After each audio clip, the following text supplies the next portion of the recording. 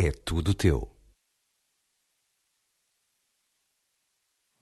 Boa tarde. O Benfica volta hoje a atacar a arbitragem. No final da publicação digital diária, o Benfica fala em mais uma jornada em que os mesmos de sempre beneficiaram de decisões discutíveis de arbitragem. O Clube da Luz destaca ainda um artigo que foi publicado no jornal O Benfica, em que é feita uma comparação entre os cartões amarelos mostrados nos jogos dos três grandes. São contas que procuram demonstrar que o Benfica tem sido prejudicado pelas arbitragens. Nesse seguimento, o Benfica diz hoje que é impressionante como esse artigo, publicado na semana passada, ficou desatualizado tão depressa.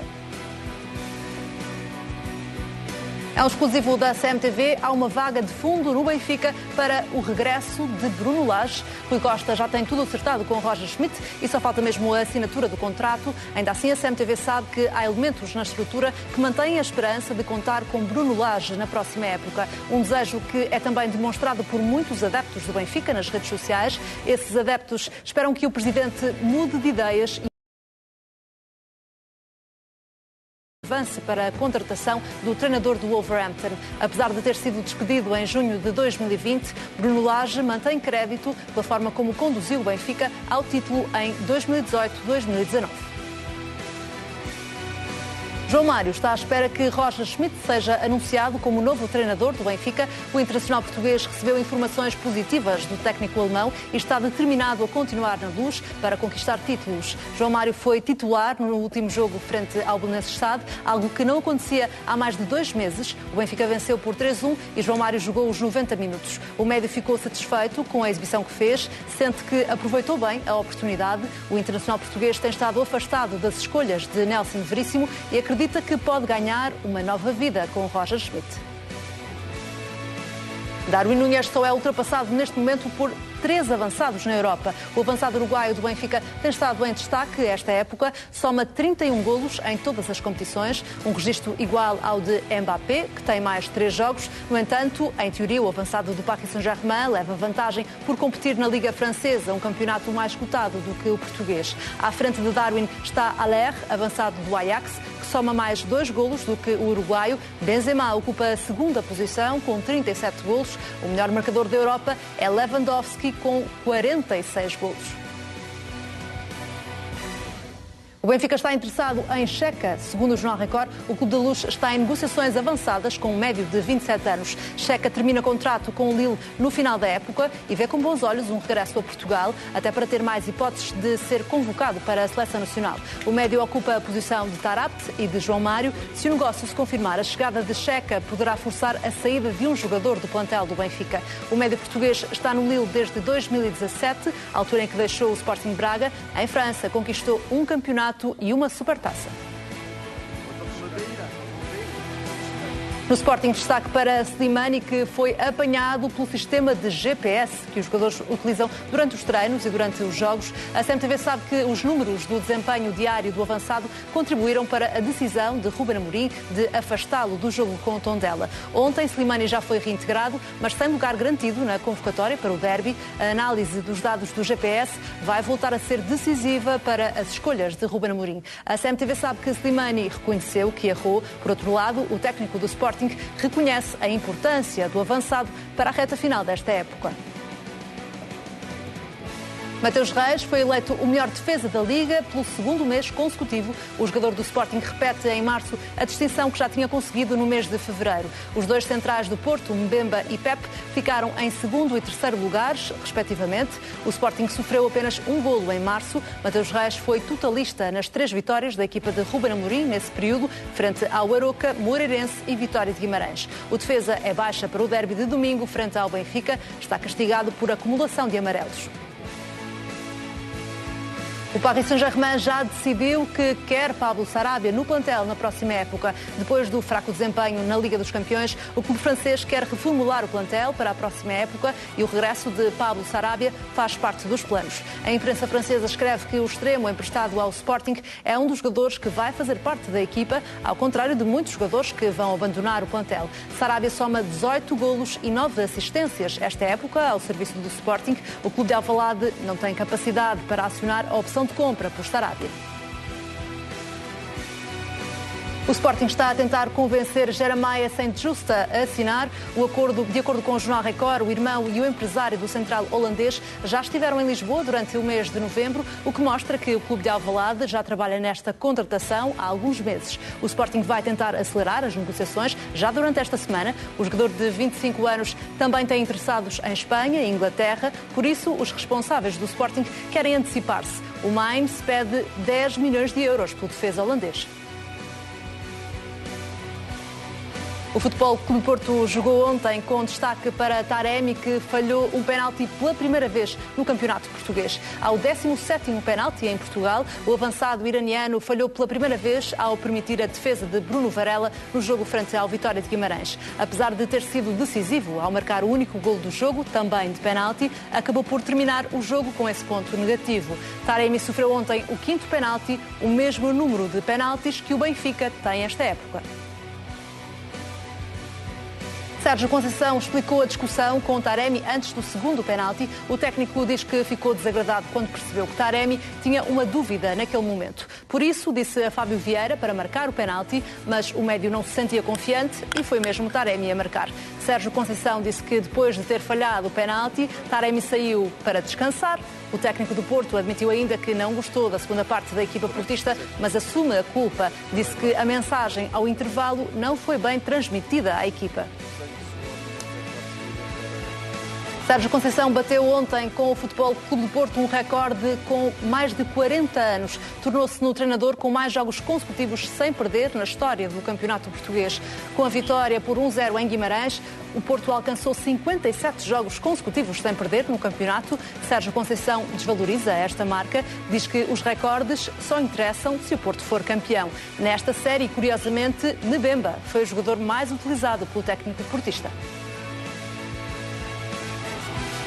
O Vitória Futebol Clube de Porto fica marcado por um momento insólito. Um homem invadiu o relvado e tentou agredir Rochinha e Jenny Catamo. Entrou em campo sem ser importunado por ninguém, dirigiu-se primeiro a Rochinha e depois de um gesto que parecia pacífico, acabou por pontapear o extremo. Depois tentou fazer o mesmo com Catamo, até que foi imobilizado pelos próprios jogadores. Morreu Melinha, a adepta mais famosa do futebol português. Tinha 86 anos. Sempre que podia, ia apoiar o Sporting Braga ao Estádio Municipal de Braga. Em janeiro de 2020, depois de o Braga conquistar a Taça da Liga, a CMTV falou com Maria Amélia Moraes, Melinha no mundo do futebol. Vamos recuperar esse momento. Uma festa grandíssima. Ganhar ao Sport, ganhar ao Porto 2 vezes para a Taça da Liga. Não foi muito previsível e não foi difícil. O Braga merece jogar, saber jogar, com garra, com mérito.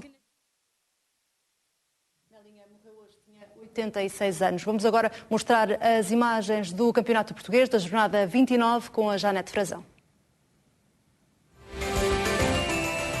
O Futebol Clube Porto venceu Vitória de Guimarães por 1-0.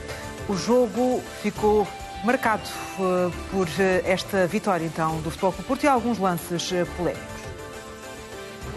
Golos, penaltis, polémicas, expulsões, invasões de campo e agressões. Este jogo entre o Porto e o Vitória de Guimarães teve um pouco de tudo isto.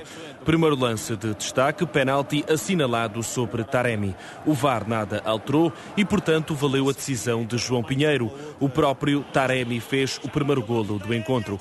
Passamos de um penalti sobre Taremi para um penalti sobre Taremi, novamente cometido por Bruno Varela. Também houve protestos dos jogadores do Vitória, mas tal como no outro penalti, foi a decisão de João Pinheiro que valeu.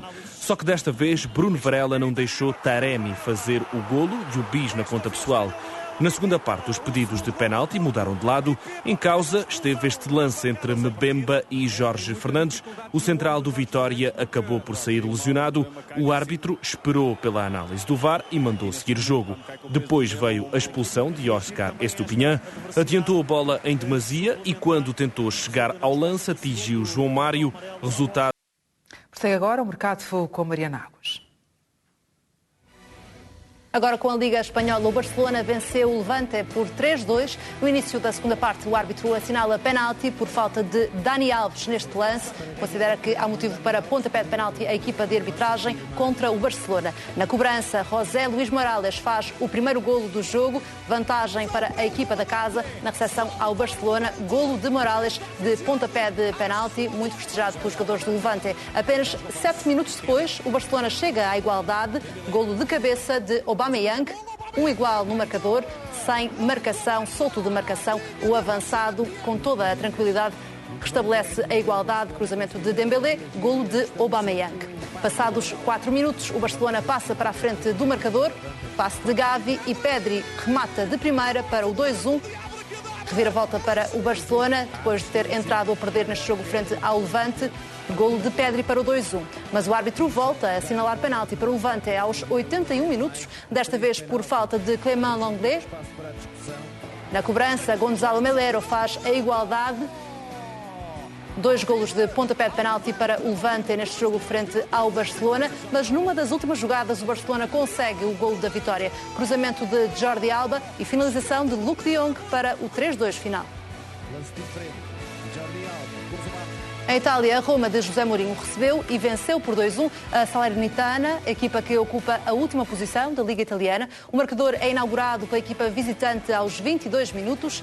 Quem marca é Radovanovic, remate forte de fora da área, na sequência de um pontapé livre. O médio sérvio remata sem hipótese de defesa para o português Rui Patrício.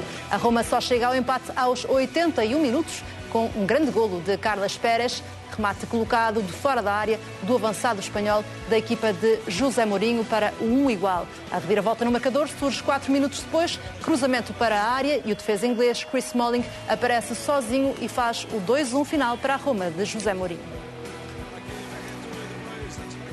Roger Schmidt voltou às vitórias na Liga Holandesa. O PSV, equipa do futuro treinador do Benfica, tudo indica, venceu em casa o RKC por 2-0, com Carlos Vinícius em destaque. Primeiro golo do jogo aos 38 minutos.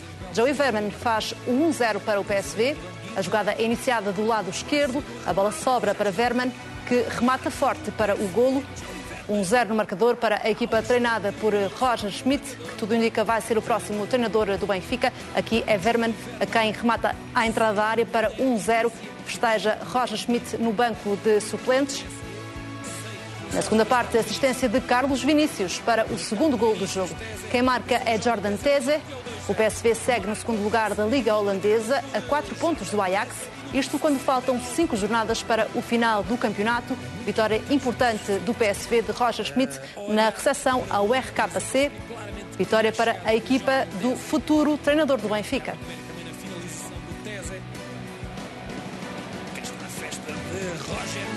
O Liverpool, adversário do Benfica na Liga dos Campeões, empatou a 2 golos com o Manchester City. O primeiro golo surge logo aos 5 minutos. Bernardo Silva cobra rapidamente o livre e Kevin De Bruyne remata. A bola sofre um desvio em Matip e entra na baliza do Liverpool. Ainda se estica Alisson, mas não consegue chegar. Golo de Kevin De Bruyne, também com um desvio decisivo de Matip. O Liverpool, adversário do Benfica na Liga dos Campeões, empata aos 13 minutos. Diogo Jota, mais uma vez em grande destaque, o internacional português. A assistência, depois do cruzamento, é de Alexander Arnold. Diogo Jota marca para o Liverpool, mas o City volta a passar para a frente do marcador aos 37 minutos. É um grande cruzamento de João Cancelo e finalização de Gabriel Jesus. Mais um golo com assinatura portuguesa. É João Cancelo quem faz assistência para o golo do avançado brasileiro. Logo a abrir a segunda parte, o Liverpool volta a empatar o jogo. Passe de Salah e na frente de Ederson, Mané finaliza para o 2-2. Resultado final, continua a liderar a Liga Inglesa, o Manchester City. A mãe do adepto que foi agredido por Cristiano Ronaldo não aceita o pedido de desculpas. O internacional português escreveu nas redes sociais, depois daquilo que aconteceu, convidou ainda o jovem adepto a assistir a um jogo em Old Trafford, estádio do Manchester United. A mãe do jovem adepto recusa o pedido de desculpas, não aceita e diz que não quer ver mais Cristiano Ronaldo, nem ela, nem o filho. O capitão português vai ser ouvido pela polícia na sequência do incidente em que partiu o telemóvel a um jovem adepto. À imprensa britânica, a mãe do adepto revelou que o filho é autista e fala numa agressão de Cristiano Ronaldo.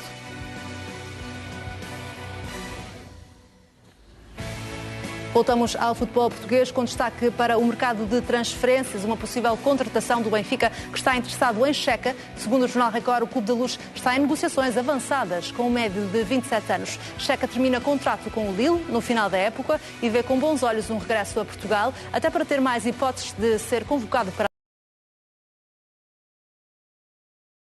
Seleção Nacional. O médio ocupa a posição de Taarabt e de João Mário. Se o negócio se confirmar, a chegada de Checa poderá forçar a saída de um jogador do plantel do Benfica. O médio português está no Lille desde 2017, a altura em que deixou o Sporting Braga. Em França, conquistou um campeonato e uma supertaça. É o primeiro nome sobre quem vamos falar neste mercado, com o José Manuel Freitas.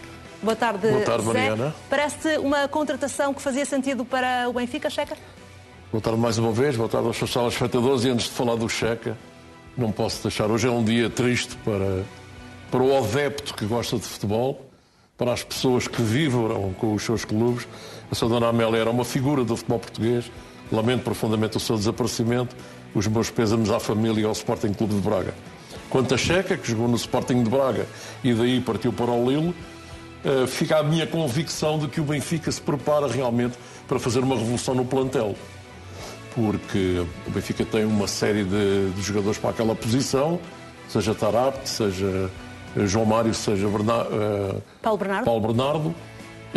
E dos três, a minha leitura é de que o único que me parece seguro é Paulo Bernardo, muito embora João Mário tenha contrato e não esteja muito disponível para deixar o Benfica, mas pode ser que Taarabt e o próprio João Mário, perante algumas conversas, possam criar-se aqui condições para que hajam alterações de fundo. A minha leitura é de duas leituras, reafirmar a minha convicção de que o Benfica quer fazer uma grande revolução no plantel. Aliás, tenho uma informação de fonte cotada dentro do Benfica que o clube está disponível para negociar o passe de qualquer futebolista, mas de qualquer futebolista.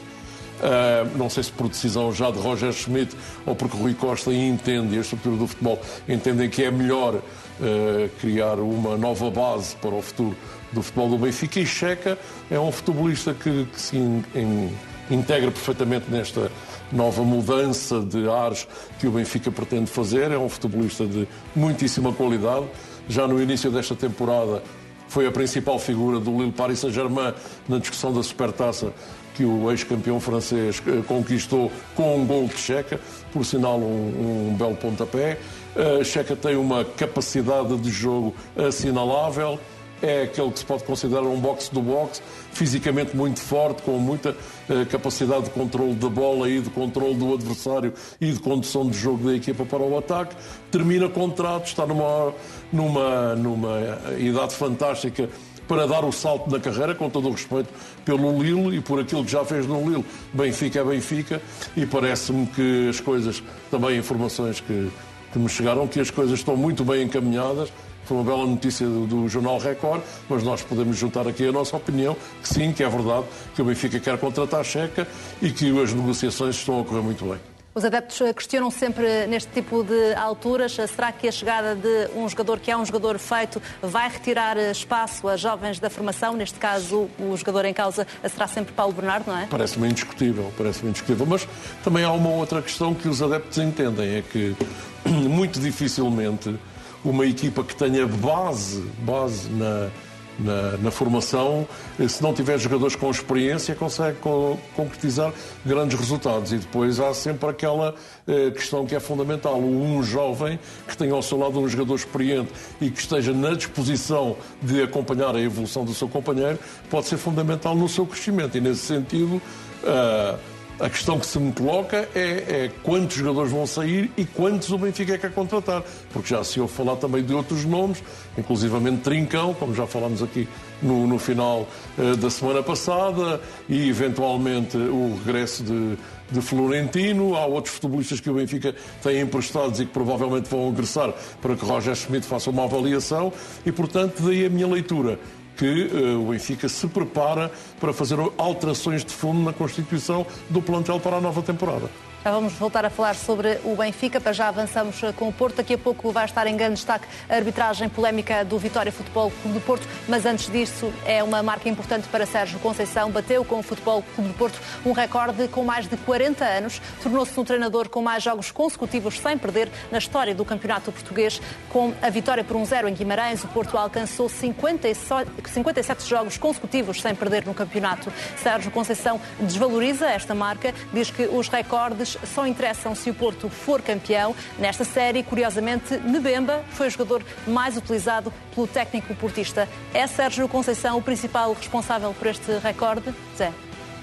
Um treinador não consegue fazer tudo sozinho, mas são as suas escolhas que lhe possibilitam chegar a este desidrato. E é evidente que o Sérgio Conceição dividiu os créditos quando reagiu a este recorde. Sérgio Conceição faz bem as escolhas, o Futebol Clube do Porto tem um plantel de muita qualidade, com muitas soluções. Ontem já se deu para perceber que com o Uribe as coisas não correm de uma forma tão fluida como até há... Sem Uribe, não é? Sem Uribe. Porque Gruitch é um excelente futebolista a defender, mas o Uribe faz melhor a função ofensiva. Mas a verdade é que as escolhas de Sérgio Conceição catapultaram o treinador e o Futebol Clube do Porto para um número simplesmente impensável. Se nós olharmos para o recorde de John Mortimore e as equipas que o Benfica tinha nessa altura, chegamos à conclusão que só 40 anos depois é que se bateu este recorde. E a questão que se me coloca é esta, com todo o respeito por todas as equipas do futebol português, quem é que daqui a quantos anos, daqui a 40 anos, no mínimo, eu nessa altura já não estarei cá, espero estar num sítio em que possa confirmar o recorde. Mas parece-me muito complicado e, obviamente, Sérgio Conceição é o grande obreiro de alteração de fundo que o Futebol Clube do Porto sofreu, as conquistas que já conseguiu, o potenciar de extraordinários futebolistas, o mais recente Luís Dias, a construção de equipas extraordinariamente competitivas e um aproveitamento muito considerável dos jovens futebolistas da formação da equipa dos Dragões. E, portanto, eu percebo que faz bem, porque ninguém ganha nada sozinho, muito menos um treinador. São as suas escolhas que determinam os resultados, mas não há dúvida absolutamente nenhuma que Sérgio Conceição fica na história do Futebol Clube do Porto como o homem dos recordes. Não quer saber de recordes neste momento se não for campeão nacional o Porto, Sérgio Conceição, mas neste momento ainda guardas algum espaço para uma surpresa neste campeonato ou está já praticamente nas mãos do Porto? Eu desde há muito tempo que vejo o Futebol Clube do Porto como o principal candidato à conquista do título. Passou mais uma jornada, manteve os 6 pontos de vantagem sobre o Sporting, faltam 5 jogos. Nesses 5 jogos há 2 saídas muito mais complicadas do que a de ontem. Porque o Sporting de Braga está num patamar superior ao do Vitória Sport Clube, tem um naipe de escolhas muito melhor, tenho todo o respeito pelo trabalho de Pepa, mas ainda ontem deu para perceber que o Vitória tem algumas limitações em termos do confronto direto com as equipas mais poderosas. Viu-se isso recentemente também num jogo com o Sporting, em que o Sporting foi claramente superior ao Vitória. Não estou a dizer que os jogadores do Vitória não deram o máximo e que tudo fizeram para criar dificuldades ao Futebol Clube do Porto e na segunda parte, jogando muito com o coração, conseguiram criar algumas dificuldades aos Dragões, mas olho para o Futebol Clube do Porto como o principal candidato ao título. Mesmo assim, porque o futebol nada é garantido, no futebol nada é garantido, não é matemática, não é mesmo 2 mais 2, não são 4 muitas vezes no futebol. Percebo que a equipa dos Dragões está muitíssimo motivada para chegar ao título, que está com ADN de título, que tem a convicção absoluta que vai ganhar o campeonato, mas tem 2 saídas muito complicadas. Uma, por tradição, a Braga, onde os jogos com qualquer adversário são sempre muito complicados, e recentemente vimos que o Sporting de Braga, com uma exibição muito conseguida, especialmente na primeira parte, venceu o Benfica. E depois o clássico do futebol português, seja ele em que situação for, sejam as equipas muito bem ou muito mal, um Benfica Futebol Clube do Porto é sempre um jogo de muitíssimo imprevisível no que diz respeito ao resultado. Eu olho claramente o Futebol Clube do Porto campeão. Já olho para o Futebol Clube do Porto como o mais forte candidato desde há muito a ser campeão. Se vai haver uma surpresa ou não, duvido. Mas se não houver no jogo de Braga, mesmo que haja no jogo da Luz, a única coisa que vai acontecer é que fique interrompido este recorde que o Futebol Clube do Porto bateu ontem em Guimarães. Se houver uma surpresa em Braga, vamos ter campeonato até ao último momento, muito embora já no próximo domingo haja um jogo entre Sporting e Benfica, lá está, outro clássico, o derby dos derbys, que também pode trazer alguma alteração à classificação, pelo menos na diferença pontual. Daqui a pouco vamos voltar a falar sobre o Vitória-Porto, para falarmos sobre a arbitragem, que foi bastante polémica. Para já, um jogador em grande destaque no Sporting. Paris Saint-Germain já decidiu que quer Pablo Sarabia no plantel da próxima época. Depois do fraco desempenho na Liga dos Campeões, o clube francês quer reformular o plantel para a próxima época e o regresso de Pablo Sarabia faz parte dos planos. A imprensa francesa escreve que o extremo emprestado ao Sporting é um dos jogadores que vai fazer parte da equipa, ao contrário de muitos jogadores que vão abandonar o plantel. Sarabia soma 18 golos e 9 assistências esta época ao serviço do Sporting. O clube de Alvalade não tem capacidade para acionar a opção de compra por Sarabia. Seria sempre inevitável para o Sporting ver Sarabia a sair no final da época. Fez aquilo que tinha de fazer o Sporting e retirou o rendimento desportivo, que era o que lhe interessava com este talentoso jogador. Fez aquilo que fez o Sporting e fez bem Sarabia em vir para o futebol português. Mas o Sporting já tem, parece-me, encaminhado o substituto de Sarabia. É um jogador de características diferentes, mas um excelente futebolista, que é Marcos Edwards. E Sarabia, no que lhe diz respeito concretamente, fez bem em vir para Portugal, ganhou o seu espaço no Sporting, tornou-se um jogador importante e colocou o Paris Saint-Germain em alerta, porque afinal tinha um jogador em casa que pede messas a algumas das outras figuras, muitas, que o Paris Saint-Germain tem. Uma vez que os parisienses vão também negociar as saídas de alguns dos seus futebolistas, para mim acho que, por exemplo, houve um futebolista no Paris Saint-Germain que perdeu muito do seu espaço e da sua qualidade ao não conseguir vingar em Paris, que é Draxler. O alemão eu acho que é um jogador de primeiríssimo plano, e se o Sporting quisesse fazer aqui, ia Sarabia e vinha Draxler para Alvalade, se calhar era uma boa jogada. Eu acredito que o Sarabia provou, particularmente a Pochettino, não a quem estava antes dele, que tem condições para ser titular no Paris Saint-Germain. Sarabia aproveitou muito bem tem aproveitado muito bem a sua presença em Alvalade, tem sido um profissional a tempo inteiro, integrou-se muito bem, é um jogador da minha observação que não tem tiques de vedeta, que é muito humilde.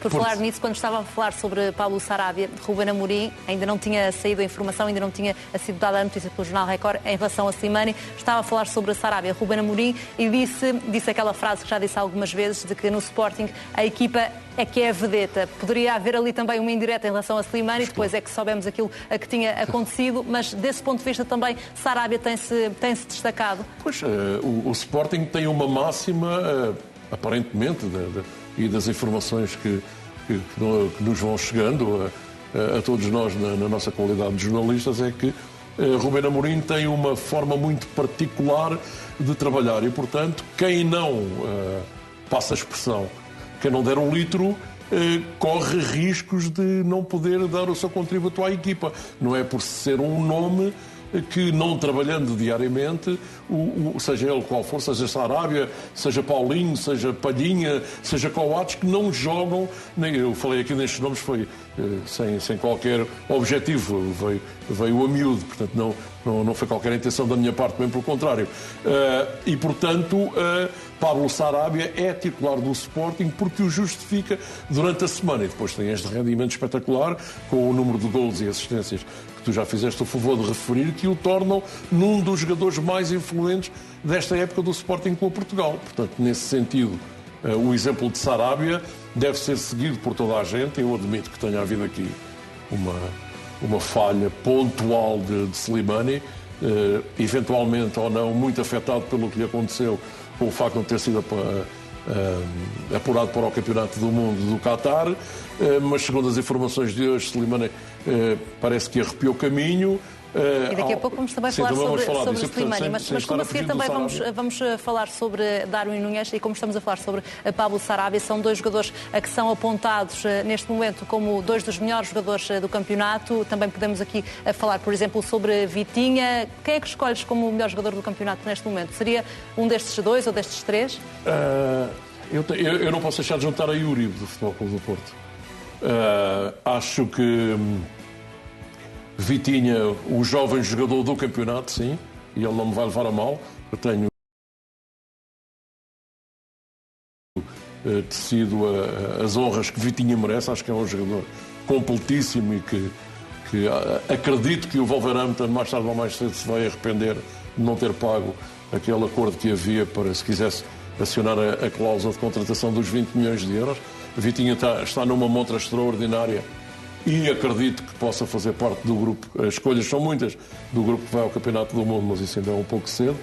Dos 3 futebolistas que eu referencio, eu tenho muitas dúvidas, mas devo confessar que os últimos tempos o jornalista fica sempre aqui perante uma questão complicada, que é, traz para a mesa 3 nomes, Darwin Núñez, Pablo Sarabia e Uribe, e depois tem de eleger um. Eu disse esses 3, mas podes considerar que seja outro. Só não. Os 3 nomes são as 3 principais figuras neste momento do campeonato, porque a principal figura, aquela que eu elegeria de caras sem problema absolutamente nenhum, foi-se embora, que era Luís Dias. Luís Dias foi até o dia que deixou Portugal. Para mim é o jogador mais extraordinário que a Liga Portuguesa tinha. Há outros futebolistas portugueses de qualidade que estão a fazer o seu crescimento, mas por aquilo que tem acontecido nos últimos tempos, eu considero que o Pablo Sarabia é, neste momento, a grande figura do campeonato português. A grande figura do Benfica é seguramente Darwin Núñez, que só é ultrapassado por 3 avançados na Europa. O avançado uruguaio do Benfica tem estado em destaque esta época, soma 31 golos em todas as competições, um registro igual ao de Mbappé, que tem mais 3 jogos. No entanto, em teoria, o avançado do Paris Saint-Germain leva vantagem por competir na Liga Francesa, um campeonato mais cotado do que o português. À frente de Darwin está Haller, avançado do Ajax, que soma mais 2 golos do que o uruguaio. Benzema ocupa a segunda posição com 37 golos. O melhor marcador da Europa é Lewandowski com 46 golos. Darwin é cada vez mais um ídolo para os benfiquistas, de tal forma que quase ficou sem calções no sábado, depois de um adepto ter invadido o relvado da Luz. O momento aconteceu logo a seguir ao final do jogo frente ao Belenenses.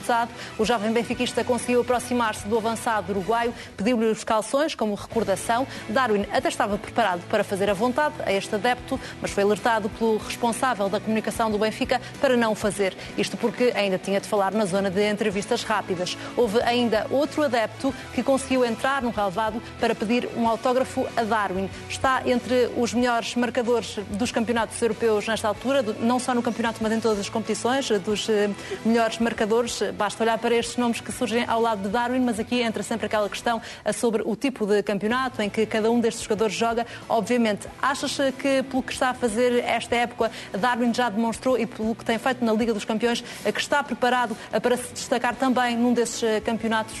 Não tenho grandes dúvidas. A questão que se pode colocar, e muitas vezes coloca-se, é a competitividade do futebol português. Darwin não tem culpa.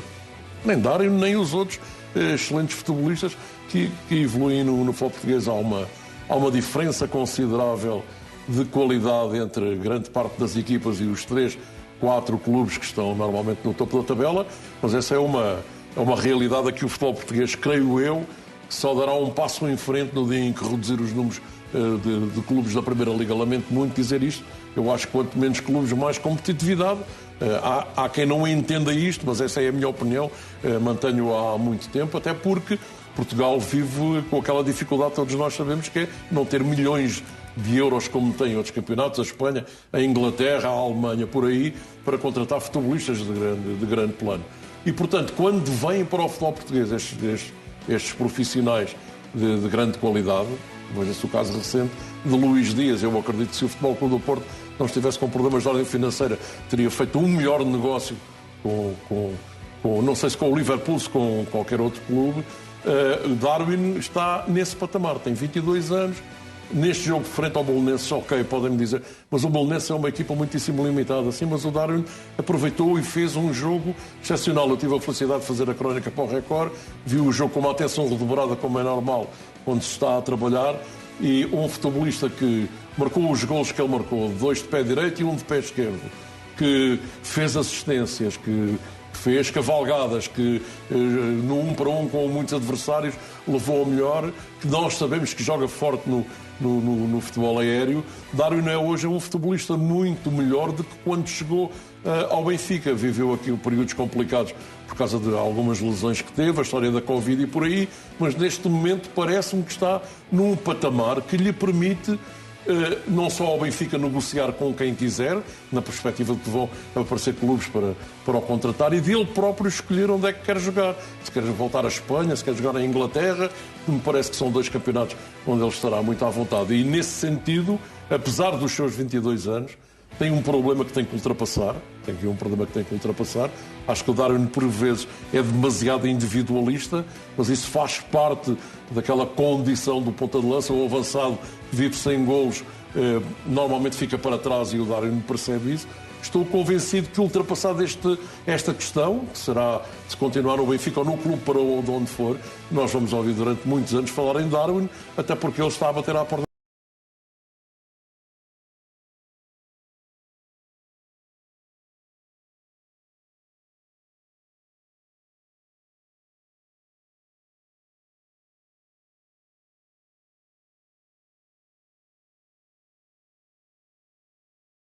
pelo Benfica no próximo mercado de verão. Comprometido, vamos ainda falar também sobre o Vitória Futebol Clube do Porto, que fica marcado por um momento insólito. Um homem invadiu o relvado e tentou agredir Rochinha e Jenny Catamo. Entrou em campo sem ser importunado por ninguém, dirigiu-se primeiro a Rochinha e, depois de um gesto que parecia pacífico, acabou por pontapear o extremo. Depois tentou fazer o mesmo com Jenny Catamo, até que foi imobilizado pelos próprios jogadores. Já assistimos, José, a muitas invasões de campo por parte de adeptos, mas esta foi diferente pela forma como este adepto entrou em campo, na maior descontração, sem ser impedido por ninguém. Inclusivamente, Pepa foi um dos primeiros a chegar perto deste adepto. Dá uma má imagem do nosso futebol ou não, este momento? Não vou fazer nenhum comentário sobre o estado em que estava este adepto, não faço ideia quais foram os motivos. Mas creio que Rochinha disse que o adepto não estava bem. Pois, acho que foi Rochinha que falou sobre isso. Fiquei essa ideia que o senhor estava alterado com qualquer coisa. O que é inacreditável para um campeonato que se quer de primeira linha, em que a Liga tantas vezes defende que temos que vender o país, o melhor produto, em que tem que haver mais respeito pelas instituições, em que os clubes devem portar-se bem. Como é que é possível um adepto ter entrado tranquilamente, como qualquer um de nós entrar num shopping? Inacreditável. O que é que estavam a fazer os assistentes, aqueles senhores que estão de colete e que muitas vezes também são visados em outras situações, como por exemplo no famigerado Futebol Clube do Porto Sporting, em que ainda nem se sabe o que é que vai acontecer, ou estavam muito distraídos a viver o jogo, ou estavam muito distraídos a falar uns com os outros e permitem que uma pessoa passe o gradeamento e entre tranquilamente no recinto. A questão que se me coloca é esta. O adepto podia estar alterado por qualquer motivo, podia estar desesperado pelo facto... Eu nem sei se o adepto é adepto vitoriano, mas fico com a ideia que sim. Isto não representa a massa adepta do Vitória, que é um clube que merece toda a consideração de quem gosta de futebol, mas o adepto ficou-se por uma tentativa mais ou menos conseguida de pontapear Rochinha e depois Jenny Catamo, mas vamos admitir que o adepto, numa situação extrema, leva, por exemplo, uma faca, uma naifa, e procura agredir de outra forma os futebolistas. O que é que iria acontecer? Portanto, a mim o que mais me surpreende, e não se podem imputar culpas ao Vitória, do meu ponto de vista, quem tinha a responsabilização de impedir que qualquer adepto, em qualquer zona do estádio, pudesse entrar em campo, tem que ser chamado à pedra e, no mínimo, tem que ser banido porque não reúne as condições ou o responsável ou os responsáveis naquela zona. É inacreditável o que aconteceu. Felizmente que depois as coisas foram mais... Mas neste caso achas que a responsabilidade é individual e não do organizador do jogo? Ou há aqui também alguma responsabilidade do organizador do jogo? Eu acho que o organizador do jogo não lhe ia passar pela cabeça que algumas das pessoas que estavam incumbidas de desempenhar o o seu trabalho, que era... Só podiam estar distraídos a olhar para o jogo. Porque não, se estivessem a olhar como é a função para as bancadas, não iam, mal o adepto tivesse a vontade de entrar no recinto, iriam logo à partida impedi-lo e, portanto, só podiam estar distraídos ou muito preocupados com o que estava a acontecer no relvado. Nesse sentido, lamento muito dizer, mas é a realidade. Estas pessoas não podem continuar a desempenhar esta função. Vamos também tentar perceber se há alguma consequência para este adepto na sequência deste episódio insólito. Vamos continuar também, Cinza. Desculpa interromper-te. O que vai acontecer ao adepto, eu calculo que possa ter... Foi logo identificado, obviamente, no estádio. Não, mas o Vitória vai levar uma multa e espero que seja uma multa... Espero. No futebol português nunca se sabe o que é que acontece, mas isto vai ser motivo de relatório e, portanto, o Vitória vai pagar uma multa que eu presumo que seja elevada, sem ter culpa absolutamente nenhuma. Eu aqui ilibo o Vitória. As pessoas que estavam ali a controlar aquela zona da bancada tinham a obrigação de estar atentas e, do meu ponto de vista, estavam preocupados com o que estava a acontecer no relvado, quando deviam estar preocupados com o que estava a acontecer nas bancadas. Vamos continuar a falar sobre este jogo porque Taremi falhou um penalti pela primeira vez no Campeonato Português. Ao 17º penalti em Portugal, o avançado iraniano falhou pela primeira vez ao permitir a defesa de Bruno Varela no jogo frente ao Vitória de Guimarães. Apesar de ter sido decisivo ao marcar o único golo do jogo, também de penalti, acabou por terminar o jogo com esse ponto negativo. Taremi sofreu ontem o 5º penalti, o mesmo número de penaltis que o Benfica tem esta época. Foram assinalados 2 penaltis, os 2 em lances com Taremi e com Bruno Varela, e nos 2 momentos muitos protestos da parte do Vitória de Guimarães. Zé, achas que o Vitória tem razão de queixa em relação a estes 2 penaltis ou não?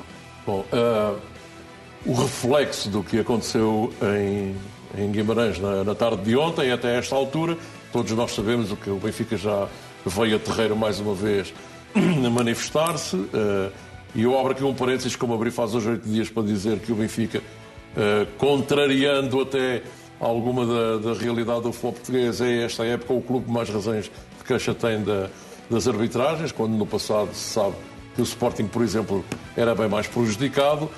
E no que diz respeito ao jogo de Guimarães concretamente e aos ecos daquilo que aconteceu, eu, sem me querer estar muito preocupado em saber quais foram as opiniões, se coincidem ou não coincidem, a minha opinião é esta. No primeiro penalti, eu acho que foi bem assinalado.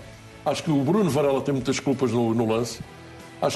Aliás, acho que no início da jogada me pareceu que o Bruno Varela estava demasiado adiantado do meu ponto de vista na sua área de proteção e depois, olhando para o desenrolar do lance, fico com a convicção que depois da discussão entre, creio que foi o defesa central do Jorge Fernandes e Taremi. Porque há ali pedidos de falta do Vitória nesse momento, primeiro, não é? E a bola fica com Taremi. Não, eu acho que houve ali uma discussão, a bola ficou prensada, não pareceu ter havido falta nem de Taremi nem de Jorge Fernandes, e a minha convicção era que a bola ia sair pela linha de fundo.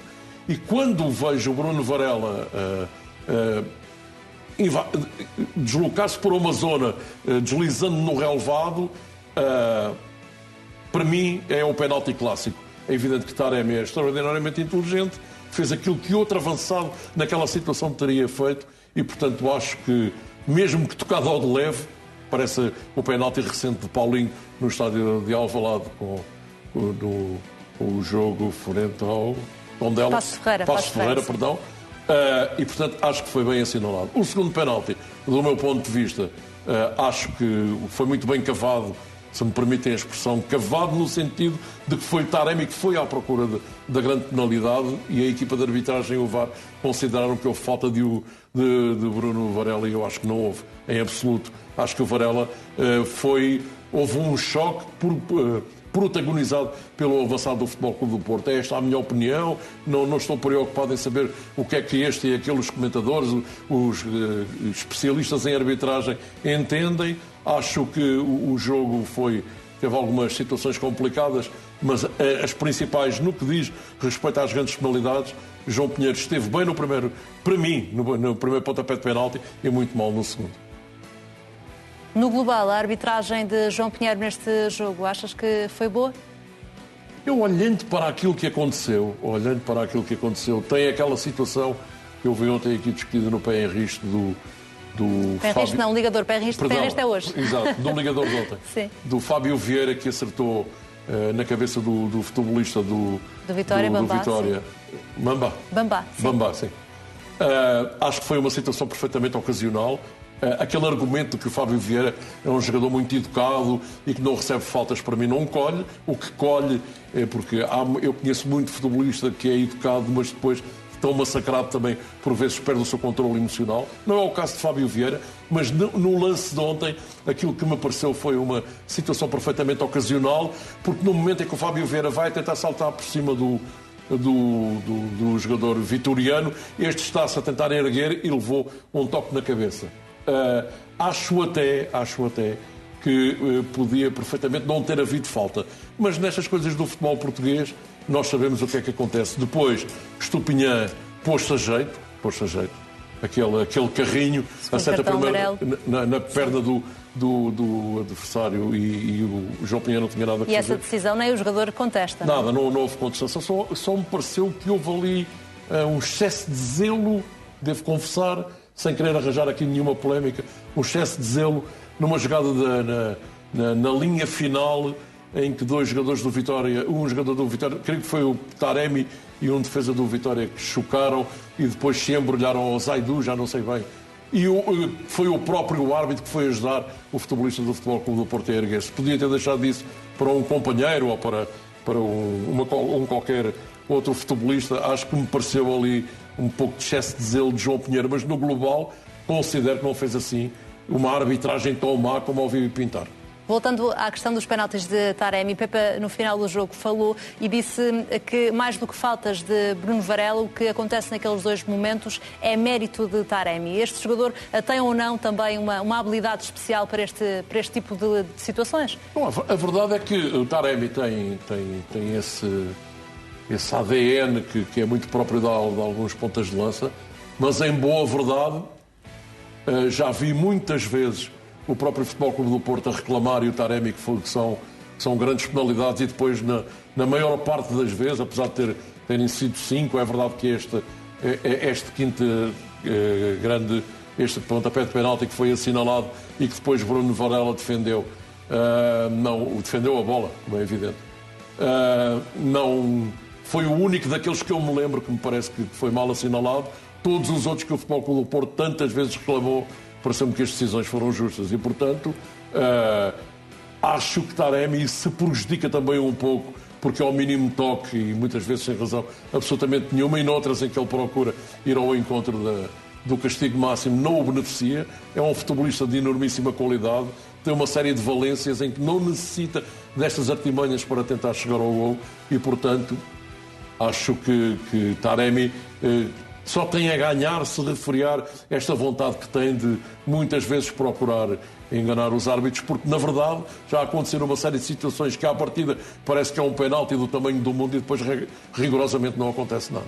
Antes de bater o segundo pontapé de penalti que falhou, a Taremi teve uma discussão com Sérgio Conceição. No final do jogo, o treinador explicou o que se passou.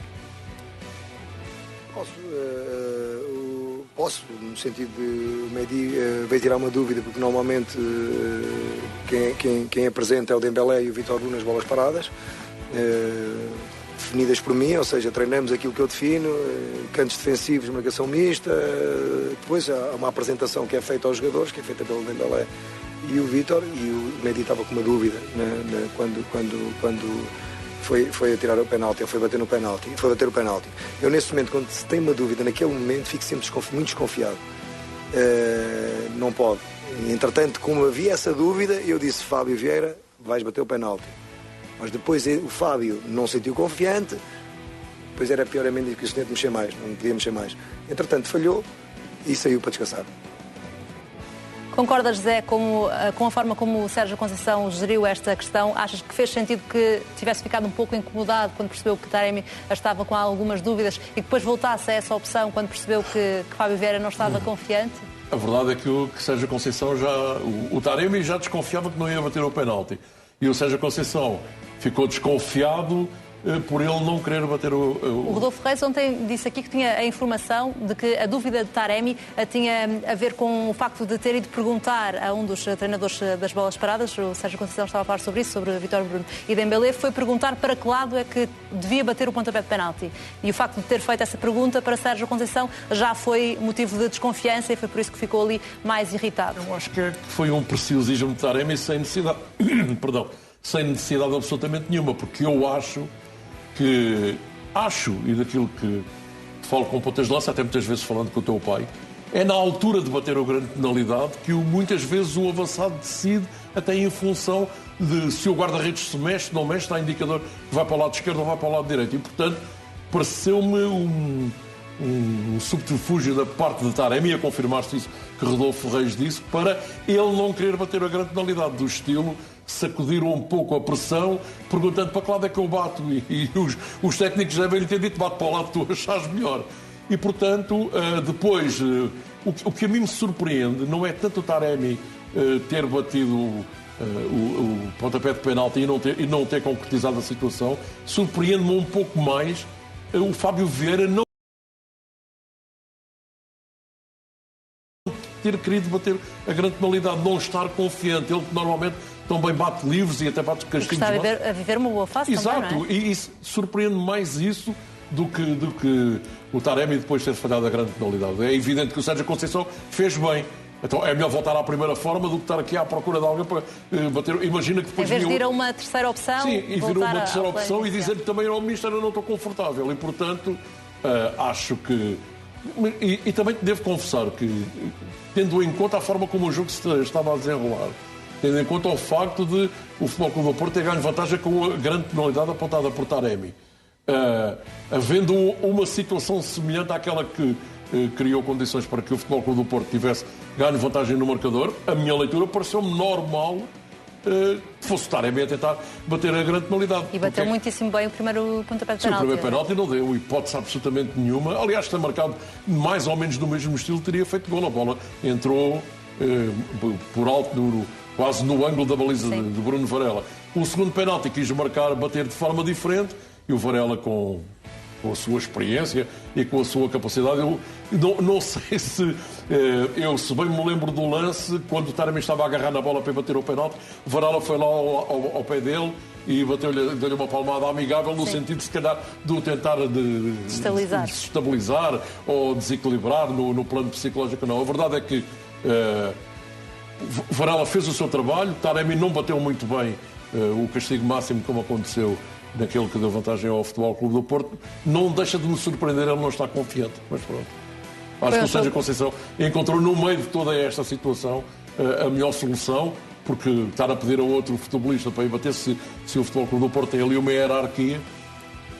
Foi também o protagonista Taremi dos lances mais polémicos de arbitragem. O Benfica reagiu às arbitragens desta jornada, não falou diretamente sobre Porto ou sobre Sporting, mas volta a atacar a arbitragem. O Benfica, no final da publicação digital diária, o Benfica fala em mais uma jornada em que os mesmos de sempre beneficiaram de decisões discutíveis de arbitragem. O Clube da Luz destaca ainda um artigo que foi publicado no jornal do Benfica, em que é feita uma comparação entre os cartões amarelos mostrados nos jogos dos três grandes. São contas que procuram demonstrar que o Benfica tem sido prejudicado pelas arbitragens. Nesse seguimento, o Benfica diz hoje que é impressionante como esse artigo, publicado na semana passada, ficou desatualizado tão depressa. Achas que o Benfica tem razão quando tenta demonstrar que tem sido prejudicado neste campeonato e que, por outro lado, os rivais têm sido sistematicamente beneficiados? Já o disse que esta época o Benfica tem baixas razões de queixa de as arbitragens. Se vou comparar a amostragem do cartão amarelo a todos os jogos dos outros grandes, também não tenho esse cadastro em meu poder que me permita dizer que sim, que o Benfica está 100% de razão. Aquilo que em relação a este fim de semana eu acho que aconteceu, para além do penalti, que depois acabou por não ser convertido e ficou o resultado só 1-0. Eu mantenho a minha opinião, é a minha, de que o primeiro castigo máximo em Guimarães foi bem assinalado. Houve duas situações, por exemplo, no jogo em Tondela, que eu acho que podiam ter tido outro desfecho. Uma, aquela situação protagonizada por Adan, sobre o jogador do do Tondela, que eu não sei... Tem que ver cartão amarelo, fora da área. Sim, pois, aí é que está. Não sei se não teria podido merecer, se calhar, outro tipo de... Posso estar a exagerar, mas da minha observação pareceu-me que se Adam tivesse sido expulso, que não seria nada de extraordinário. E depois, essas leituras já eu fiz, e não estou dividido em relação a isso. Acho que é um lance polémico, até vamos analisá-lo hoje no VAR em risco, no pé em risco, porque é um lance que levanta algumas dúvidas. Certamente vão ter a sua opinião, eu já estou aqui a emitir a minha. E depois, em relação à grande penalidade que deu o terceiro gol ao Sporting, tenho muitas dúvidas que houvesse motivo para tal. Pareceu-me que o cruzamento de Sarabia foi feito muito à queima-roupa em cima de João Pedro e que, portanto, não havia motivo, do meu ponto de vista, para a marcação do castigo máximo. Portanto, são 2 lances, mais 2, que somados a muitos outros em todos os jogos do campeonato, levam a que o Benfica neste momento se sinta com alguma razão. E eu não me esqueço do recente jogo aqui com o Vizela, em que houve uma grande penalidade a favor do Benfica que não foi assinalada e que toda a gente está de acordo, porque o VAR não viu ou não quis ver, e portanto aquela que devia ser uma ferramenta que eu considero que é valiosa para a discussão e para o desmistificar de algumas situações que nós vemos no futebol em Portugal e que o VAR tantas vezes funciona, porque é que numas situações não funciona como devia funcionar. E depois este fediver sistemático na Liga Portuguesa, em quando está o Benfica por cima, veio o Sporting e o Futebol Clube do Porto a manifestar desagrado. Quando é o contrário também é a mesma situação, não contribui para que a nossa Liga, para que a Liga Portuguesa possa ter aquela tranquilidade e chegar àquele patamar que o Dr. Pedro Proença tanto defende. Portanto, acho que há situações que mereciam realmente outro tipo de análise, uma análise mais profunda, mas que também tem a ver com uma opinião minha, que é se alguns dos árbitros que hoje estão no VAR não eram bons árbitros, porque carga d'água é que vão mudar a sua forma de estar só porque estão numa função diferente. Desta vez é o Benfica a queixar-se. Daqui a pouco vamos voltar a falar sobre o Benfica. Para já, novidades em relação a Slimani. Foi apanhado pelo sistema de GPS que os jogadores utilizam durante os treinos e jogos. A CMTV sabe que os números do desempenho diário do avançado contribuíram para a decisão de Ruben Amorim de afastá-lo do jogo com o Tondela. Ontem, Slimani já foi reintegrado, mas sem lugar garantido na convocatória para o derby. A análise dos dados do GPS vai voltar a ser decisiva para as escolhas de Ruben Amorim. A CMTV sabe que Slimani reconheceu que errou. Por outro lado, o técnico do Sporting reconhece também a importância do avançado para a reta final desta época. Vemos até as imagens do dia da reintegração, com muitos sorrisos, quer de Slimani, quer de Ruben Amorim. Achas que Ruben Amorim soube tratar bem este caso desde o início? Acho que sim. Ruben Amorim no passado, com outros futebolistas, eu lembro-me sempre de 2 casos concretos no Sporting, a Cunha e Ristovski, para ir mais longe, com quem Ruben Amorim tinha desencontros no plano profissional. Acho que era só apenas isso, não tinha nada a ver com questões do plano pessoal. O treinador, quando gera um grupo com 25, 26 elementos, tem de ser superior a se gosta mais daquele senhor que tem olhos azuis ou daquele que tem o cabelo louro. Tem que colocar sempre em campo aquelas que são as melhores unidades. Geriu essas 2 situações a que eu me refiro da forma como que entendeu serem as melhores para o Sporting. Relativamente a Slimani, eu não deixei de ficar surpreendido com o facto do jogador argelino ter sido afastado da convocatória. Surpreendido porque olho para Slimani como um futebolista dedicado, que participa, que se esforça, que gosta do Sporting, que vê bem em voltar ao futebol português e a um clube que gosta dele e de quem ele gosta, e portanto não deixei de ficar surpreendido com o facto de ele ter sido afastado. Agora, se a confirmação em absoluto é o GPS vai contra Slimani, eu acho que Ruben Amorim, como muito bem explicou e não mandou dizer nada por ninguém, essa é a grande vantagem do treinador do Sporting, é que na comunicação é imbatível, explicam logo, sem dar espaço a mais especulação, porque é que Slimani não tinha sido convocado, não está a cumprir.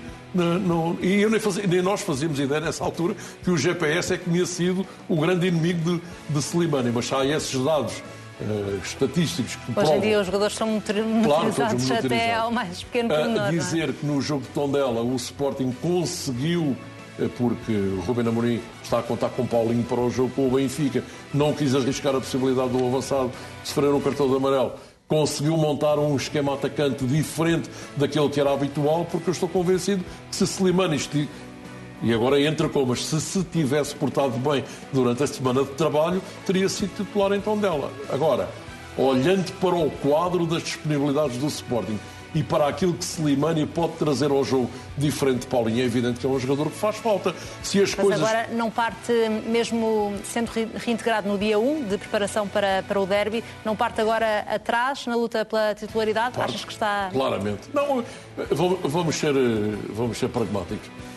O Sporting procurou em 2 ou 3 jogos compatibilizar Paulinho e Slimani, e as coisas não correram muito bem, do meu ponto de vista. No último jogo em Alvalade, foi com o Passos de Ferreira, o comando do ataque foi entregue a Paulinho. Slimani tinha vindo do jogo de apuramento para a fase final do Campeonato do Mundo e, segundo informações que foram passadas, vinha muitíssimo o próprio abatido. Treinador, o próprio Ruben Amorim. No plano psicológico. E, obviamente, a leitura que se pode fazer é, mas não teria sido melhor para ver a reação dele ao jogo, ele ser titular? Ruben Amorim foi por outro caminho e por um que lhe tem dado também bons resultados, ainda antes de Slimani chegar a Portugal ou regressar ao Sporting, que é com Paulinho titular. E, portanto, o Slimani, face a esse estado anímico mais em baixo, não podia estar à espera de ser titular com o Passos de Ferreira. Se isso lhe bateu muito forte ou não, a verdade é que o seu rendimento no treino não foi aquilo que se esperava.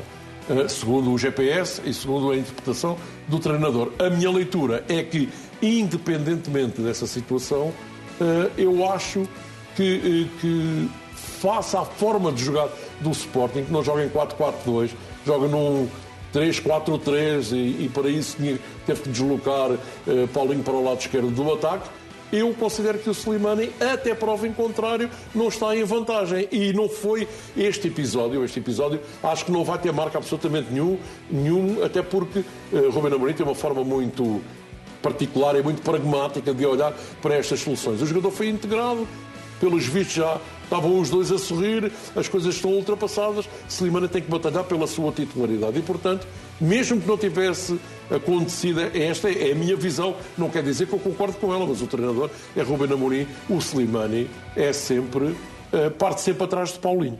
Então, a opção mais provável para o derby do próximo domingo é Slimani começar o jogo no banco? Para mim, o ataque do Sporting frente ao Benfica vai ser Sarabia, Paulinho, Pote e o Slimani começar no banco, mas lá está o Slimani, pela sua forma de jogar, pelas as suas características serem diferentes de Paulinho, numa situação em que o Sporting possa estar a ser incomodado pelo Benfica em termos de resultado, ou o Ruben Amorim querer dar uma maior envergadura ao ataque, Slimani traz coisas ao jogo do Sporting diferentes de Paulinho e acredito que possa vir a ser utilizado. Agora, estamos a falar a uma semana de distância, o jogo é só no próximo domingo, a minha leitura é que o Slimani a ser convocado, e eu acredito que sim, que vai começar no banco. O próximo adversário do Sporting é o Benfica, é sobre o Benfica que vamos agora falar e com um exclusivo da CMTV que tem a ver com o comando técnico do Benfica. A CMTV sabe que há uma vaga de fundo no Benfica para o regresso de Bruno Lage. Rui Costa já tem tudo acertado com Roger Schmidt e só falta mesmo a assinatura do contrato. Ainda assim, a CMTV sabe que há elementos na estrutura que mantêm a esperança de contar com Bruno.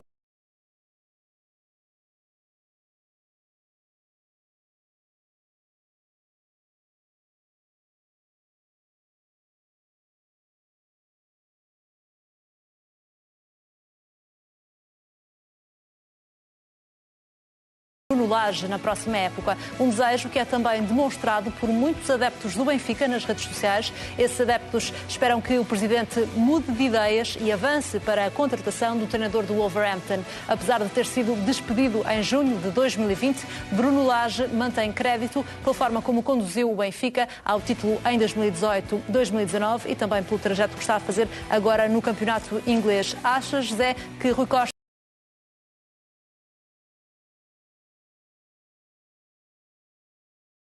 Já percebi, pelas informações que vou colhendo e por aquilo que vou lendo, que Rui Costa quer quebrar este ciclo de muitas épocas com treinadores portugueses. Acha que é a altura de fazer uma ruptura, de trazer alguém que conhece o Benfica mas que não conhece ainda o interior do Benfica e que isso pode trazer vantagem para implementar outro tipo de regras, outro tipo de estratégia e outras escolhas.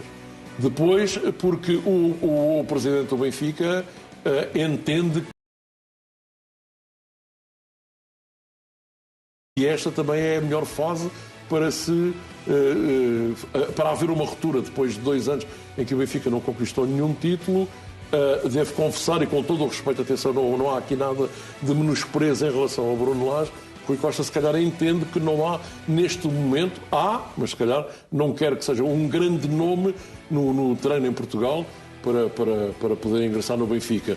Já li que foi sugestionado ao presidente do Benfica, numa primeira fase, Abel Ferreira, depois Marco Silva, falou-se também em alguns círculos de Leonardo Jardim, também estou a falar só dos portugueses. Sim, dos portugueses. Estou a falar dos portugueses, que podiam e têm perfil e capacidade para treinar o Benfica, uma vez que os outros 2 grandes treinadores da atualidade do futebol português, um está no Futebol Clube do Porto, Sérgio Conceição, o outro é Alvalade, Rubén Amorim, e Jorge Jesus não pode entrar nesta equação. E nesse sentido, parece-me que Rui Costa quer romper com o passado recente e avançar com outra ideia que pode resultar ou não. Isso, eu hoje li uma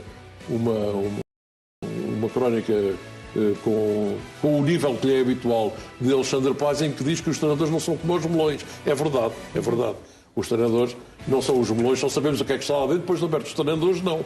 Mas o Rui Costa entende que esta é a altura de o Benfica fazer aqui uma ruptura com algumas questões e algumas situações que eu também acho que estão institucionalizadas no Benfica e que precisam de levar um abanão. Depois, em relação a Bruno Lage, percebo que haja muita gente. As pessoas são sempre saudosas, ficam sempre saudosas de quem consegue resultados. E Bruno Lage conseguiu no Benfica aquilo que muita gente não admitia. Basta recordar, quando Bruno Lage tomou conta da equipa do Benfica, o Benfica estava a 7 pontos do Futebol Clube do Porto e acabou por ser campeão. Mas depois também se coloca aquilo... Foi do céu à terra, Bruno Lage. Claro, deu a volta por completo, aproveitou melhor... De uma época para a outra, passou de ser um herói para exatamente, ser o futebol é muito efêmero, até porque o facto eu devo confessar, um jogador não faz uma equipa, mas o facto de ter saído João Félix da equipa encarnada trouxe ali algumas dificuldades de construção de uma nova forma de o Benfica jogar e já nessa altura, naquela época, foi muito complicado para Bruno Lage. Mas dizer que Bruno Lage tem um capital de credibilidade muito grande dentro do clube, que acredito, parece-me que sim, que Bruno Lage um dia possa voltar a ser treinador do Benfica. Mas achas que agora, neste momento, Bruno Lage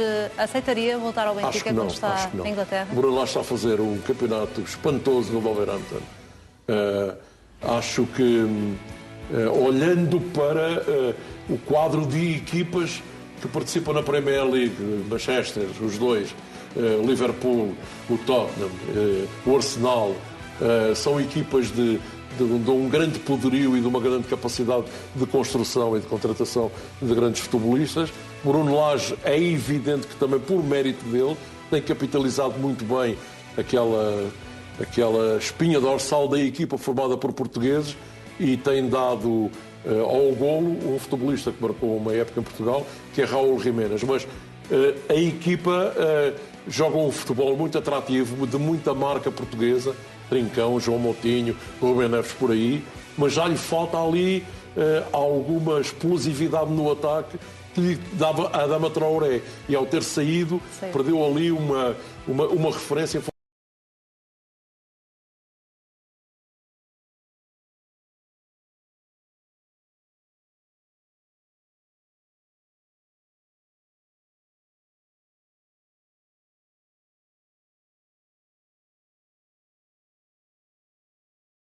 São atacante. Independentemente disso, a época do Wolverhampton é excepcional e eu acredito que a ideia de Bruno Lage pode ser esta: criar condições para um crescimento mais efetivo do Wolverhampton que possibilite aos Lobos chegarem a uma competição europeia e, por que não,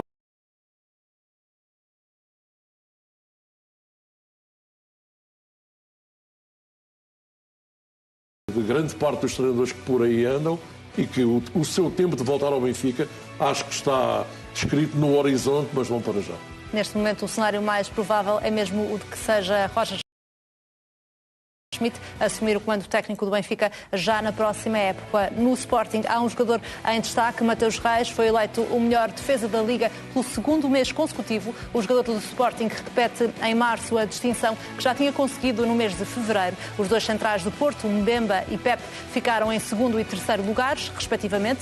O Sporting sofreu apenas um golo em março. Mateus Reis foi totalista nas 3 vitórias da equipa de Ruben Amorim nesse período, frente ao Aroca, Moreirense e Vitória de Guimarães. O defesa é baixa para o derby de domingo, frente ao Benfica. Está castigado por acumulação de amarelos. Vai fazer falta no Sporting no derby, Mateus Reis? Muita falta. Eu nunca pensei dizer isto, mas são situações que acontecem no mundo do futebol. Eu já tenho referido frequentemente, não aqui, mas vou dizê-lo pela primeira vez. Vou dar um exemplo, que é Diogo Jota. Eu nunca pensei que o Diogo Jota chegasse ao patamar em que está, titular indiscutível do Liverpool, e que teve um crescimento extraordinário. Fez-lhe bem ter passado primeiro pelo Wolverhampton para depois dar o salto. Adaptou-se extraordinariamente bem ao Liverpool, à forma de jogar de Klopp, e hoje é peça fundamental da seleção de Portugal. Digo o mesmo de Mateus Reis. Mateus Reis, quando chegou ao Sporting, aliás, a própria nação sportinguista olhava para ele como um patinho feio, e ele foi fazendo o seu caminho, foi-se desviando das pedras que lhe foram colocando na frente. A concorrência era grande, porque tinha Fedal à sua frente e muitas vezes para jogar mais, se me permitem a expressão, mais aberto na esquerda da equipa, havia Ruben Vinagre como há, havia Nuno Santos como há, e ele conseguiu ganhar ali o seu espaço. Hoje é um jogador de grande importância na equipa, particularmente como central pelo lado esquerdo, não tanto como ala. Acho que rende mais como central. Está perfeitamente adaptado à forma de jogar de Gonçalo Inácio e de Coates, e obviamente o Sporting vai ter ali, diria, um pequenino problema neste jogo com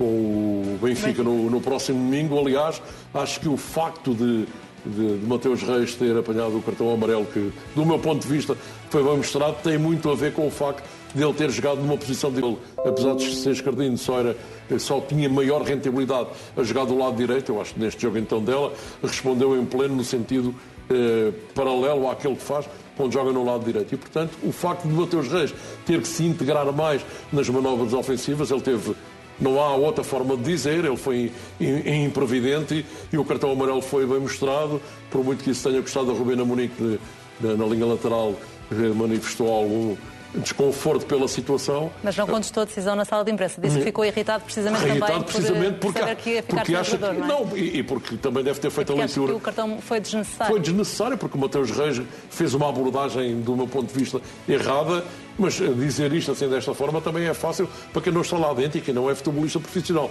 Mas isto em nada invalida aquilo que eu já disse aqui de Mateus Reis. É a grande revelação desta época do Sporting, integrou-se perfeitamente, e quem achava... Eu nunca pensei que ele chegasse a este patamar, assumo, tenho o direito de pensar assim enquanto jornalista, devo reconhecer que hoje é um elemento fundamental nas escolhas de Ruben Amorim. Já vamos voltar ao campeonato português, mas para já um episódio negativo no futebol inglês a envolver Cristiano Ronaldo. A mãe do adepto que foi agredido por Cristiano Ronaldo não aceita o pedido de desculpas. O internacional português escreveu nas redes sociais, depois daquilo que aconteceu, convidou ainda o jovem adepto a assistir a um jogo em Old Trafford, estádio do Manchester United. A mãe do jovem adepto rejeita o pedido de desculpas e diz que não querem, nem ela, nem o filho, ver mais Cristiano Ronaldo. O capitão português, capitão do United, vai ser ouvido pela polícia na sequência do incidente em que partiu o telemóvel a um jovem adepto. À imprensa britânica, a mãe do adepto revelou também que o filho é autista e fala numa agressão de Cristiano Ronaldo. Este é um caso que pode, inclusivamente, tornar-se num caso de polícia se esta mãe a decidir apresentar uma queixa contra Cristiano Ronaldo. O que é que deve Cristiano Ronaldo fazer neste momento, porque este pedido de desculpas é manifestamente insuficiente? Até a mãe do adepto acha que não é suficiente para apagar aquilo que aconteceu. Bom, primeira questão, o Ronaldo de certeza absolutamente nenhuma. Eu critico a atitude, mas quer dizer em primeiro plano esta questão. O Ronaldo não fazia absolutamente nenhuma, que o jovem a quem deu uma palmada na mão, que era autista. Portanto, isso não serve de argumento do meu ponto de vista. Lamento que assim seja, mas não serve de argumento. Depois, eu acho que que o Cristiano Ronaldo fez muito mal para o Man United. Porque tem tido algumas atitudes que não, mesmo no plano desportivo, que não vêm ao encontro da extraordinária carreira que o Ronaldo tem. Ronaldo devia ser mais... E vou dar um exemplo, que foi no dia em que o Ronaldo foi capitão do Man United, num jogo em que a equipa perdeu em casa, e enquanto todos os seus companheiros foram agradecer aos adeptos os incentivos que estavam a acontecer, o Ronaldo, na sua condição de capitão, recolheu logo de imediato, o jogo terminou, aos balneários. Não lhe ficou bem.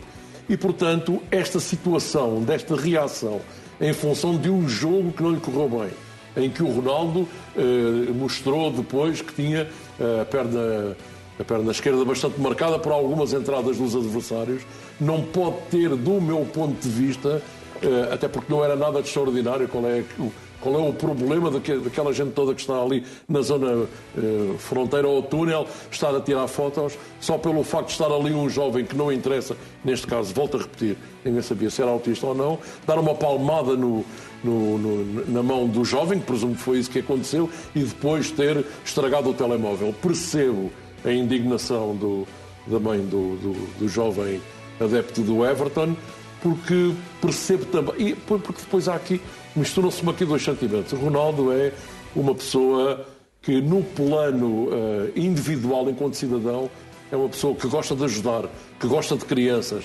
que tem tantos filhos e vai voltar a ser pai. Teve uma desculpa para mim um pouco esfarrapada. Esta desculpa para mim também não colhe. De pedir desculpa desta forma, não.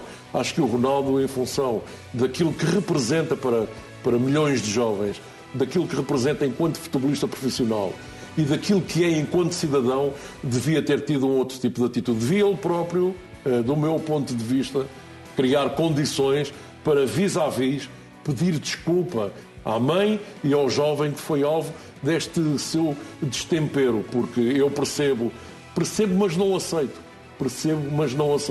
Porque não foi nada. O Ronaldo não estava a ser invectivado, não estava a ser insultado, ninguém lhe quis bater com um pau. Pelo contrário, era um fã do jogador. Ninguém lhe quis bater com um pau, ninguém o tentou agredir e, portanto, esta desculpa, Ronaldo tem este hábito, e quem trata das suas coisas tem muito por hábito entender que através das redes sociais se resolve tudo. Acho que não, e percebo que se ele próprio, Cristiano Ronaldo, agora vai ter que ir à polícia, que é uma situação extraordinariamente aborrecida, nem sei o que é que a polícia em Inglaterra vai decidir, se vai decidir uma indemnização, se vai obrigar Ronaldo a cumprir trabalho comunitário. Eu não faço a mínima ideia de qual vai ser a decisão. Acho que podia já ter dado um passo maior do que aquele que deu.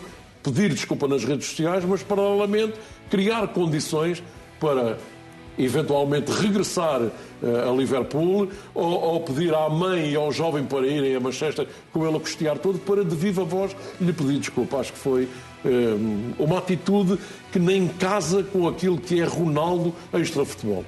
Não contactou diretamente esta mãe, este jovem adepto do Cristiano Ronaldo, reagiu apenas nas redes sociais. Como prometido, vamos voltar também ao futebol português, agora com João Mário, que está à espera que Roger Schmidt seja anunciado como novo treinador do Benfica. O internacional português recebeu informações positivas do técnico alemão e está determinado a continuar na luz para conquistar títulos. João Mário foi titular no último jogo frente ao Belenenses SAD, algo que não acontecia há mais de 2 meses. O Benfica venceu por 3-1 e João Mário jogou os 90 minutos.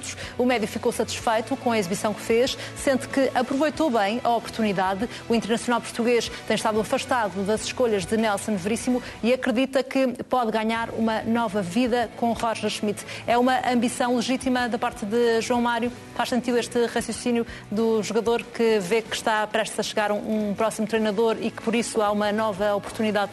O João Mário fez, frente ao Belenenses, uma bela exibição. É verdade que as marcações não foram tão apertadas como normalmente são a um pensador de jogo como João Mário, um verdadeiro maestro do futebol. Eu continuo a ter, por João Mário, grande apreço futebolístico, porque realmente, já o disse aqui nestes poucos dias que tenho de regresso à CMTV, que me surpreende o facto de João Mário não ter a sua posição de titular na equipa da Luz assegurada a ele, que no início da época era um jogador fundamental para Jorge Jesus e que o Benfica, em termos da sua capacidade ofensiva e de construção, foi formado à volta dele. São opções de Nelson Veríssimo, também não as discuto. Entender este jogo como uma oportunidade para João Mário mostrar aquilo que sabe. acho que não colhe da minha parte essa aceitação, porque João Mário normalmente joga sempre assim. E, portanto... Aquilo que neste momento João Mário sente é que aproveitou a oportunidade desta vez, sim, já não acontecia há muito tempo, jogar os 90 minutos, e por outro lado sente que está à espreita uma nova oportunidade porque vai chegar um novo treinador, não é? Mariana, eu percebo... E sente que precisa de lutar pelo lugar. Claro, eu percebo. E precisa neste momento, ou não, João Mário, de lutar por um lugar no plantel? Pois, visto a situação do lado de João Mário, percebo que sim. Ele foi afastado da equipa, esteve 11 jogos sem ser titular, que é uma situação que é recorde na sua carreira. O anterior número era 10 jogos no Inter. Portanto, eu percebo que o João Mário esteja a fazer essa leitura. Do meu ponto de vista, acho que não tinha necessidade. E percebo também, agora quando se diz que agarrou esta oportunidade, eu vou ficar surpreendido, devo confessar, se não vi João Mário na equipa titular quarta-feira em Anfield. Devo confessar. Se calhar estou aqui enganado. E João Mário se calhar não vai jogar. Mas eu acho que o Benfica faz mal em não apostar em João Mário. Não tanto pelo que jogou neste jogo frente ao Belenenses, sabe? Mas por aquilo que João Mário normalmente joga. O Benfica precisa de um futebolista com aquela qualidade de jogo. Mas essa é a minha opinião. Eu não quero estar a imiscuir no trabalho de Nelson Veríssimo nem influenciar rigorosamente nada. Perante o cenário que João Mário vive nesta altura, é evidente que quanto mais vezes ele jogar e quanto melhores exibições ele produzir, é uma forma de Roger Schmidt estar atento. Eu não me passa pela cabeça por duas situações perfeitamente distintas. Primeiro, porque João Mário tem contrato assinado com o Benfica por mais 3 ou 4 épocas e não está disponível para sair do Benfica, e percebo porquê, não há motivo absolutamente nenhum. O João Mário não se incompatibilizou aparentemente com ninguém que lhe crie condições para ter que deixar o Benfica. Depois, partindo do princípio que o Roger Schmidt gosta de futebolistas que sabem jogar futebol, João Mário está nessa linha dentro do quadro de disponibilidades que o Benfica tem na altura. Neste momento não está a ser a primeira opção de Nelson Veríssimo, João Mário. Vamos agora também voltar ao Sporting, que está a tentar convencer Jeremiah Saint-Justa a assinar. De acordo com o Jornal Record, o irmão e empresário do central holandês já estiveram em Lisboa durante o mês de novembro, o que mostra que o clube de Alvalade já trabalha nesta contratação há alguns meses. O Sporting vai tentar acelerar as negociações já durante esta semana. O jogador de 25 anos também tem interessados em Espanha e Inglaterra, por isso os responsáveis do Sporting querem antecipar-se. O Mainz pede 10 milhões de euros pelo defesa holandês. Já é um valor considerável. Achas que faz sentido o Sporting fazer este tipo de investimento para esta posição de central? O Sporting tem necessidade de reformular ou reforçar o seu setor defensivo. A minha convicção é que Fedal não vai continuar em Alvalade. Com todo o respeito, fico com a convicção que dificilmente Eduardo Quaresma poderá regressar e integrar as escolhas de... Não quer dizer que isso não possa acontecer, mas não me parece crível, porque senão poder ter continuado em Alvalade este ano. Neto, que voltou a atuar agora e muito bem no jogo em Tondela, já não vai para jovem. Há Coates, há Mateus Reis e, portanto, o Sporting, há o jovem Marçá, há Gonçalo Inácio, que em função daquilo que tem produzido, deve ter certamente alguns clubes estrangeiros a olhar para ele, e se aparecer uma boa proposta, por muito que isso custe ao Sporting, se calhar valerá a pena equacioná-la. E, portanto, há Marçá, que ainda está em fase de crescimento para poder chegar à equipa principal, e é fundamental que o Sporting entenda. A segunda informação que tem sido veiculada é que o Sporting quer um futebolista para a defesa central que jogue pelo lado direito, uma vez que a aposta parece ser, no futuro imediato ou próximo, Gonçalo Inácio, como jogou agora em Tondela. Nesse sentido, precisa de encontrar alguém, e eu disse-o aqui na semana passada, que para contratar um defesa central de topo é preciso dinheiro. E 10 milhões de euros, tendo em conta aquilo que se paga por alguns outros futebolistas por essa Europa fora, é uma verba considerável para o futebol português, mas não é nada de extraordinário para o futebol internacional. Acredito, eu devo confessar que sei muito pouco deste futebolista do Jeremiah Saint-Justa, conheço muito pouco, só sei aquilo que vou lendo no Record, que é um futebolista que joga bem em 3-4-3, o Sporting com o Ruben Amorim vai manter esse perfil. tem concorrência, vai depender muito da forma como o jovem futebolista seja cativado, mas há uma coisa que joga a favor do Sporting e que pode contribuir para que o jovem futebolista, este jovem, que já não é assim tão jovem, tem 25 anos, mas ainda é um jovem futebolista, possa ingressar no Sporting. É que tudo indica que os Leões vão jogar na Liga dos Campeões na próxima época, e isso para um futebolista que pensa em voos mais altos e em jogar em patamares competitivos de exceção e de eleição, a Liga dos Campeões é o melhor que lhe pode acontecer. Vamos voltar também ao jogo em Tondela, mas agora com uma polémica sobre Tiago Dantas, jogador emprestado pelo Benfica ao Tondela, que fez um gesto que se tornou viral nas redes sociais. Aos 71 minutos, durante os festejos do golo do Tondela frente ao Sporting, Tiago Dantas virou-se para a zona onde estavam os adeptos, fez este gesto obsceno. Deve ser castigado por isso, é? Claro, então o Nuno Santos foi castigado por uma situação que dizem que nem foi tão parecida com esta, mas vou admitir que sim. No jogo de Vizela, ninguém lhe tira um joguinho de castigo. Isso parece-me inevitável. Este descontrolo, por Tiago Dantas tem o perfil de ser um jovem futebolista, para além da qualidade que tem, ser um futebolista tranquilo e que reage bem a algumas situações. A verdade é que os adeptos do Sporting que estiveram em Tondela, cada vez que ele tocava na bola, o invetivavam, e depois há alturas em que ninguém aguenta, ninguém é de ferro, e a reação a seguir ao gol foi esta. Não vai escapar com um castigo, isso parece-me indiscutível, porque se escapar, lá virá o Sporting dizer, e com razão, e eu não acredito que isso vá acontecer, que há dois pesos e duas medidas no analisar de algumas questões relacionadas com a disciplina que visam os jogadores do Sporting. E achas que o Benfica também olha para esta atitude, tendo em conta que é um jogador que está emprestado? Seguramente o Benfica está atento. Tiago Dantas não está a ser também a primeira opção frente ao Tondela, vem uma pré-época. Este tipo de momentos também contam nessa avaliação? Não, isto é uma situação excepcional. Eu considero que é uma situação excepcional que aconteceu num determinado contexto de grande pressão sobre um miúdo de 21 anos e que, portanto, as coisas não vão ter assim esse peso tão grande. Até porque Tiago Dantas, com a experiência adquirida da sua passagem pelo Bayern de Munique, pode dar um contributo, pelo menos tenho a certeza que vai ser observado.